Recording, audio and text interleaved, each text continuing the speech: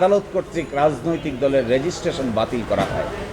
আমরা বলেছি আদালত কর্তৃক রাজনৈতিক দলের রেজিস্ট্রেশন বাতিলের নজির এই ভারতীয় উপমহাদেশে আর দ্বিতীয়টি নেই, এইটিই প্রথম। এবং জামাত ইসলামীর রেজিস্ট্রেশনকে বাতিল করা হয়েছে, ইলেকশন কমিশন বাতিল করেনি। ইলেকশন কমিশন রেজিস্ট্রেশন দিয়েছে, কিন্তু হাইকোর্ট ডিভিশন মেজরিটির ভিত্তিতে এটি বাতিল করেছে। এই নজির এই ভারতীয় উপমহাদেশে একটি এবং একমাত্র নজির। যখন এই মামলাটি জনাব জসিমউদ্দিন সরকার জামায়াতের পক্ষ থেকে কাগজপত্র ইলেকশন কমিশনে জমা দিচ্ছিলেন, ইলেকশন কমিশন সংশোধনী দিয়েছিল, আবার জমা দিয়েছেন, আবার সংশোধনী দিয়েছে, আবার জমা দিয়েছেন, আবার সংশোধনী দিয়েছে। 2012 সালের 1 অক্টোবর পর্যন্ত এই চিঠি আনা নেওয়া চলেছে। জনাব জসিমউদ্দিন সরকার বারবার জমা দিয়েছেন।